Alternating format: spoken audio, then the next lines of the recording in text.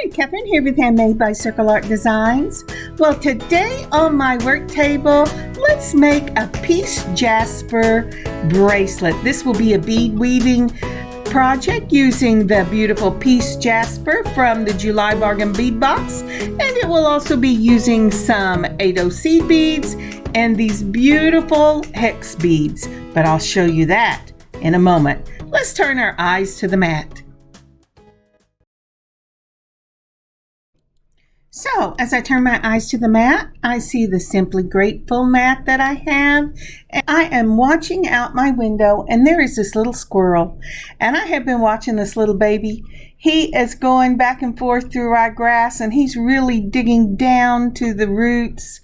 And I am reminded, in being simply grateful, how this little squirrel is simply grateful.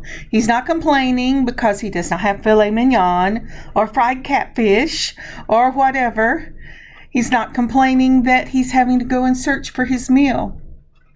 But when he pulls up whatever it is he is pulling up from that grass, he is so grateful for what he is eating for his meal. Truly, simply grateful. I am reminded to be simply grateful in the things that the Lord gives me every day. The ability to do these videos. I love doing these videos. If you haven't discovered this yet, I am a talker, and I like to tell stories, and I like to laugh. I'm truly simply grateful for the gift of doing videos. But like that little squirrel, I want to be simply grateful for the small things and just not the big things in my life. So how about you? What are you simply grateful for? All right, here we go. So before we get started, I wanted to show you this little music box my daughter got me. She came home with this today, and I think it's just beautiful. It is, it's just lovely. I love little pieces like this.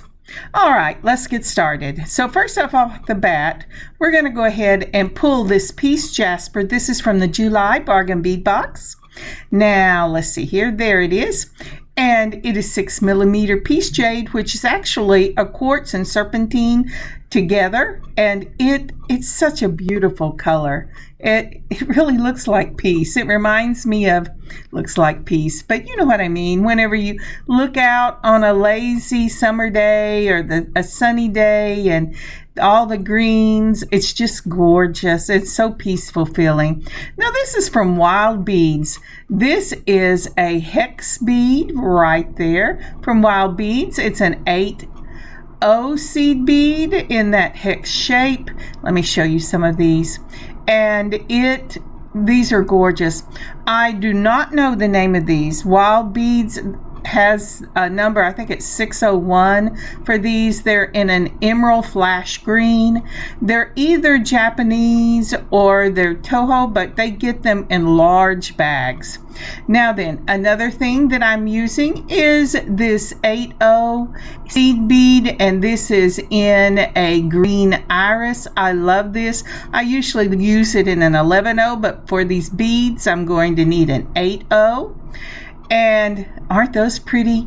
They remind me of the peacock beads because they've got greens and purples and blues in them, but it's predominantly green, and so it is called a green iris. Now I've also pulled my #1 crimp from Bead. It doesn't matter what crimp you use, it's going to be hid in a clamshell. Now I started out with a 1 and one of the clamshells, just like that, I could use a #1 on, and the other one I had to use a #2 on because of the hole. There's just a slight variation in the hole, and you want your crimp to be wider than the hole you put it through. And I've pulled my illusion cord. It's a 0.3mm. It's a really nice strong cord and yet lightweight, so it doesn't add to the bracelet, and I picked this up off of Amazon. All right, now comes the hard part. For some reason, I lost my film. So I have pulled 18 meters of the cord. I have put a crimp on the end using my chain nose pliers, I mashed across the crimp, just like that. When you're mashing across that crimp, make sure your illusion cording is parallel to each other. You mash across and then mash on each end. Now, since I pulled this from another piece, this is a gold, and we will be using silver, but you do it the same way. I've put the clamshell on from the other end, pulled that crimp down, and then mashed it closed. Then I'm going to use my nylon pliers to make sure this is closed. And whenever you use these, make sure that your holes right there stay lined up together, just like that. Otherwise, it's really hard to get the jump ring in. The next thing for this is I'm going to go ahead and put my jump ring on, because I am going to hold this bead weaving down by the jump ring. I have taken a 4mm jump ring. Actually, this is a 3mm jump ring, and I'm opening it up. I'm going to put this through the little holes, and then I am going to put the 5mm on, and I am playing with it because I cannot find the hole. And I would like to say that it happens often, but it happens more than I like to admit. All right, it's because I don't wear my magnifiers over my glasses when I need to do it. All right, then I'm putting I'm dropping the jump ring, and now I'm going to go ahead and put it on, close it up, and so this way my ending jump ring and my clamshell will both be in the same plane, and they're held together with a smaller jump ring so that I don't have to add any more length to that end. But doing it this way and getting it prepared first, it gives you an idea of how much length you're going to eat up on this bracelet whenever you do that. And so that's that, and we're ready to start. All right, so I've gone ahead and put my illusion cord on my clipboard. I put on a 3mm spacer ball, and we're going to start making this beautiful little bracelet. Okay, let's get this turned around where I like it. Okay, now I have to tell you, with my setup, I have a very small space, and doing bead weaving, which is one of my favorite things to do next to the loom work, is very hard because something is always falling out of space. But once we get on that 3mm spacer ball, and you don't have to use that, you can use just an 8/0 seed bead, but I like the spacer ball to start with, right up against my clamshell. So I put on a 8mm seed bead. I'm putting on one of the hex beads, and then I'm going to put on another 8mm seed bead, and this is on one side of the wire. Remember, what we did was we put both sides of this wire we've cut, of the cording we've cut, so that I will be beading off of two sides and not just one. Now, the nice part about this beautiful illusion cording is that it is thin enough to go through a beading needle. And after I play with this just a minute, I'm going to decide I need 2 big-eyed beading needles. And the ones that I use that call themselves bead eyes are... Big eyes are split right down the middle. Now, isn't that pretty? So I've put seed bead, hex bead, seed bead on each side, and then I'm going to do a crossover. So I put the left side, I let it jump off into the floor. I know it jumped off into the floor. Oh, I got it. All right. So what we're going to do again is we're going to put left to right cord through the hole.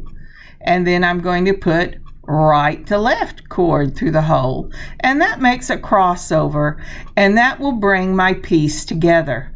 All I have to do, this is why I decided to use needles. All I have to do is get it down there. And then I'm going to pull it up, and I have the first part of this little bracelet.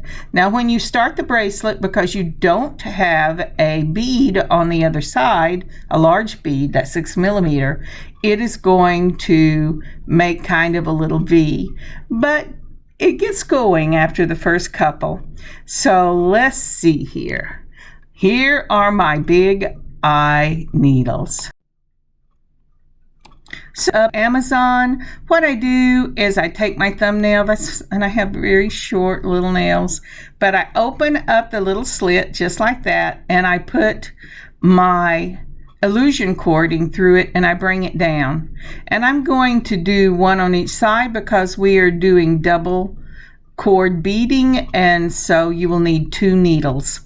As I said, I get these off of Amazon. I have seen them at Hobby Lobby as well. Let's see how it just opens up. It's very easy, and then it lays flat and it goes in. I have even gotten these in very small 1 millimeter bicones, so it's a really nice size.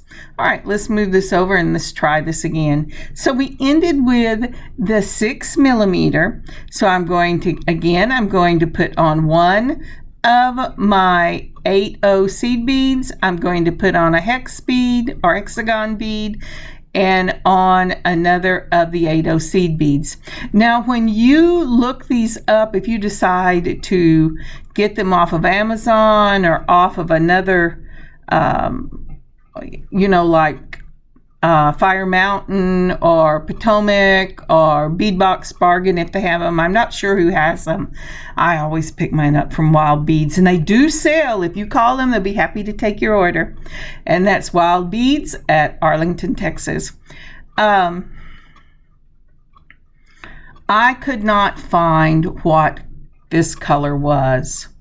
I will put in the description the number the number of the bead for Wild Beads. I'm not sure I can put a phone number for another shop and YouTube, but I will put the name, and I'll give you the number that's on my little thing if you want to give them a call and tell them Kathryn from Handmade by CircleartDesigns sent you. It probably won't get you anything, but it's not. I always tell them I plug them when I use their product.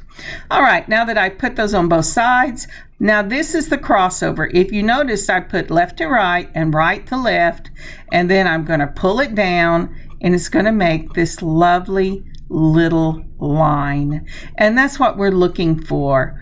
Once you get several of these going, you can see that because we're using the illusion cording, you can't really see it on the bracelet itself. And I think I'm showing you this, but I have pulled it out of space. There you go.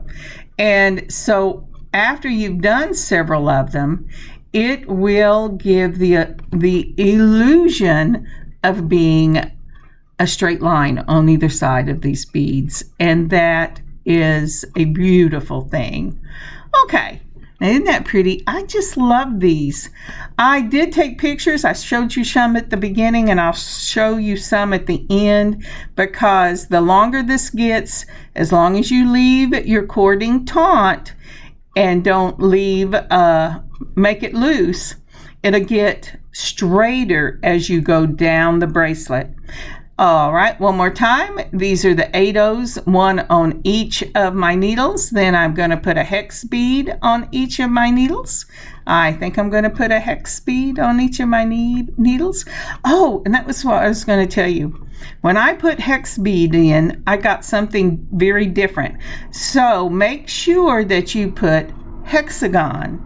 Toho makes a hexagon. The Japanese beads make a hexagon, and there were a couple of others that I could not remember. Now, isn't that pretty? I just love these the dots and dashes. You're probably never had to learn Morse code, but I remember dots and dashes because my stepfather was practicing for his ham radio license, and we all had to practice dots and dashes with him, and I can still go da-da-da-da in my sleep. But he got his license, and eventually he graduated to where he could talk on the radio as opposed to just dot and dashing his messages. Okay, so isn't that lovely? I just love that. That is so pretty. Now, let's see here. So this is pretty straightforward from this point. What we're going to do is we will just keep up with the 8-ohs, the hexagon bead, and an 8-oh on each side, and then the crossover of that Peace Jasper until we have gotten the length that we want. As I said, I'm going to do, actually I'm going to do a little bit over a 7. I was going to do this a 7 with an extension, but I have somebody who wants this bracelet, who has seen me working on it, and so I will make it an 8 1/4 for her. But most of that, and a 8 1/4, that 1 1/4 will be out of the clasp she wants, because she will be doing a different clasp from the one that I was going to put on this bracelet to put it in the store. So with that said, I will meet you back here after I've done a few of these rows, and I'll show you what it looks like. Remember, left to right and right to left when you do that crossover, and get you some of these needles. It really does make this so much easier, especially when you're using this crystal illusion cord, because it, in the light, when it hits it just right, the cord disappears. Now, isn't that pretty? I'll see you in a minute.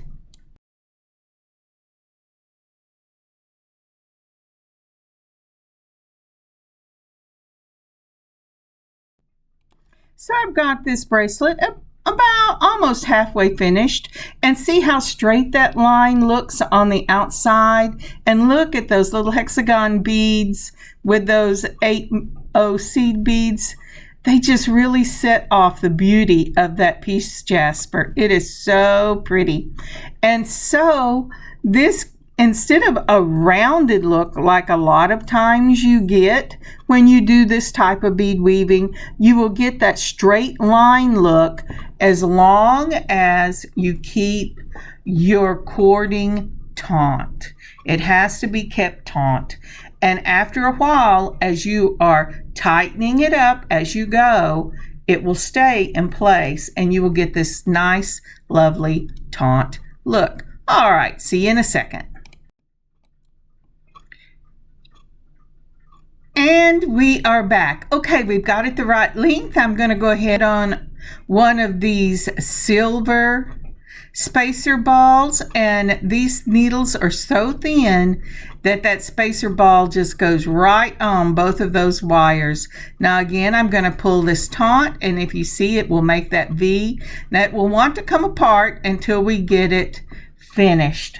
But right here, we're going to go ahead and put on our clamshell. Remember, on the other side, we crimped and then clamshelled. But this time I don't have a back section to pull that up.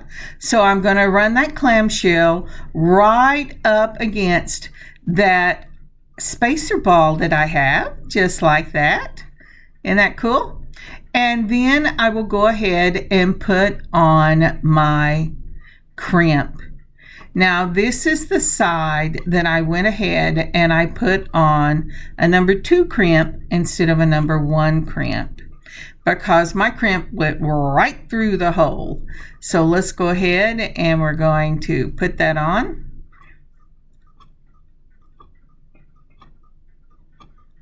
Have to get both, and again the needles, both needles went through that hole, and so I didn't have any trouble with that whatsoever.